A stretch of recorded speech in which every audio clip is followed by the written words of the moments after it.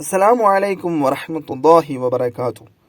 അൽഹംദുലില്ലാഹ് അസ്സലാത്തു വസ്സലാമു അലാ അഷ്റഫി റസൂലില്ലാഹ് വഅലാ ആലിഹി വസഹ്ബിഹി അജ്മഈൻ. അമ്മാ ബഅദ്.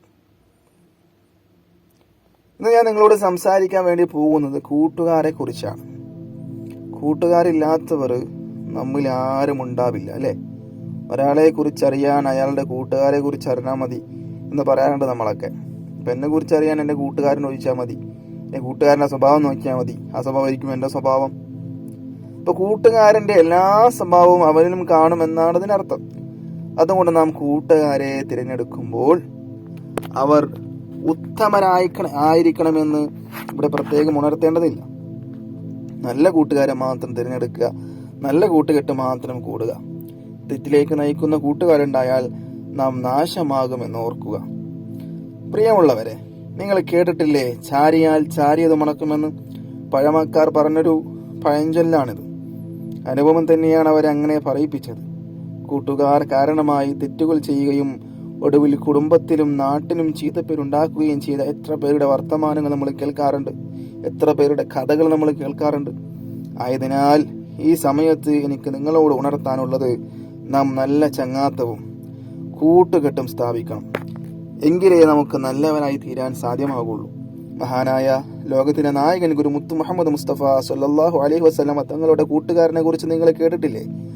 ആരായിരുന്നു മുത്തു നബി സല്ലല്ലാഹു അലൈഹി വസല്ലമ തങ്ങളുടെ കൂട്ടുകാരൻ? മറ്റാരുമല്ല, മഹാനായ അബൂബക്കർ സിദ്ദീഖ് റളിയല്ലാഹു അൻഹു ആയിരുന്നു അത്. നബിക്കൊപ്പം താങ്ങും തണലുമായി അദ്ദേഹം ഉണ്ടായിരുന്നു. ഹിറാ ഗുഹയിൽ നബി സല്ലല്ലാഹു അലൈഹി വസല്ലമ തങ്ങളെ സംരക്ഷിക്കാൻ അദ്ദേഹം ചെയ്ത കാര്യം നമ്മളൊക്കെ പഠിച്ചതല്ലേ? അല്ലേ? ഗുഹയിൽ കയറിയിട്ട് പാമ്പിന് മാളങ്ങളൊക്കെ കാണാൻ സാധിച്ചു. ആ മാളങ്ങളിലൂടെ പാമ്പ് വരുമോ എന്ന ഭയത്താൽ എല്ലാ മാളങ്ങളും അദ്ദേഹത്തിന്റെ വസ്ത്രം കീറിക്കൊണ്ട് അദ്ദേഹം അടച്ചു. അവസാനം ഒരു പഴുതു മാത്രമുണ്ടായിരുന്നു, ഒരു ഓള് മാത്രമുണ്ടായിരുന്നു, മാളം മാത്രമുണ്ടായിരുന്നു.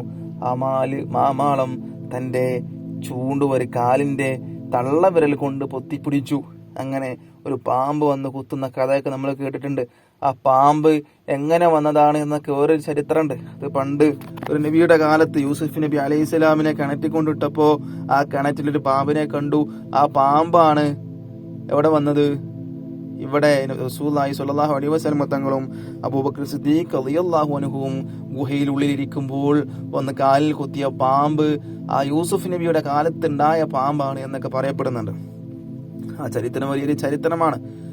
യൂസുഫ് നബിയെ കിണറ്റിലിട്ടപ്പോ യൂസുഫ് നബി അലൈഹി സ്വലാം പാമ്പിനോട് പറഞ്ഞു, എനിക്ക് ഇത്രയും മൊഞ്ചുണ്ടോ?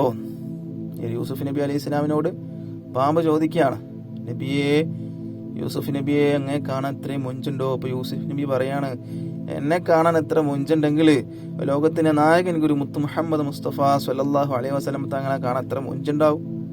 അപ്പൊ പാമ്പ് പറയണ, എനിക്ക് ലോകത്തിന്റെ നായകൻ ഗുരു മുത്തു മുഹമ്മദ് മുസ്തഫ സ്വല്ലല്ലാഹു അലൈഹി വസല്ലം തങ്ങളെ കണ്ടിട്ട് മാത്രമേ എനിക്ക് മരിക്കണ്ടൂ.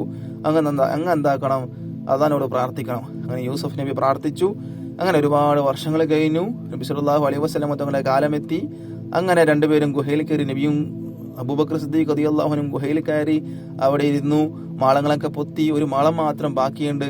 ആ മാളത്തിൽ അബൂബക്കർ സിദ്ദീഖ് റളിയല്ലാഹു അൻഹു കാല് വെച്ചു. അങ്ങനെ ആ കാല് വെച്ച സ്ഥലത്താണ് പാമ്പ് വന്ന് കൊത്തിയത്. ആ പാമ്പ് നബിയെ കാണാൻ വന്നതാണ്. നബിയെ കാണാൻ വന്നപ്പോ എന്താ, ഇവിടെ ഒരു എല്ലാം അടച്ചിട്ട് കാണുന്നു. അങ്ങനെയാണ് അബൂബക്കർ സിദ്ദീഖ് റളിയല്ലാഹു അൻഹു കാലിൽ കുത്തുന്നത്.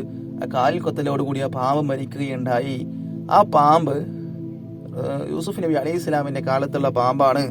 റസൂലുള്ളാഹിനെ കണ്ടിട്ടേ മരിക്കാൻ പറ്റുള്ളൂ എന്ന് എന്താക്കിയിട്ടുണ്ട്, ചാവാൻ പറ്റുള്ളൂ എന്ന് എന്താക്കിയിട്ടുണ്ട്, അള്ളാഹിനോട് പറഞ്ഞിട്ടുണ്ട്.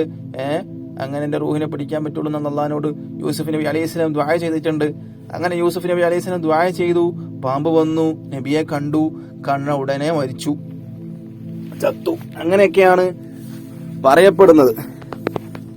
ചരിത്രം എത്രത്തോളം സത്യാവസ്ഥതയിലുണ്ട് എന്നറിയില്ല. കേട്ടറിവ് നിങ്ങളോട് പറഞ്ഞത് മാത്രം. അതിലെന്തെങ്കിലും തെറ്റുകൾ സംഭവിച്ചു പോയിട്ടുണ്ടെങ്കിൽ അള്ളാഹു സുബ്ഹാനഹു തആല പുറത്തു തരട്ടെ. അപ്പോ ഹിറാ ഗുഹയിൽ നബിയെ സംരക്ഷിക്കാൻ അദ്ദേഹം ചെയ്ത കാര്യം നമുക്ക് പഠിച്ചിട്ടുണ്ട്. കൂട്ടുകാരൻ ചെയ്ത കാര്യങ്ങൾ, അബൂബക്കർ സിദ്ദീഖ് റളിയല്ലാഹു അൻഹു ചെയ്ത കാര്യങ്ങൾ, അല്ലെ? അത്തരം ഉത്തമ കൂട്ടുകാരാവട്ടെ നമ്മുടെ കൂട്ടുകാർ. അല്ലാത്തവർ നമുക്ക് തൽക്കാലം എന്താക്കാം, മാറ്റി നിർത്താം. പറയാൻ ഇനി ഒരുപാട് കാര്യങ്ങളുണ്ട്. പക്ഷെ സമയം എന്നെ അനുവദിക്കാത്തത് കാരണം ഇൻഷാ അല്ലാഹ് എൻ്റെ വാക്കുകൾ ഉപസംഹരിക്കുന്നു.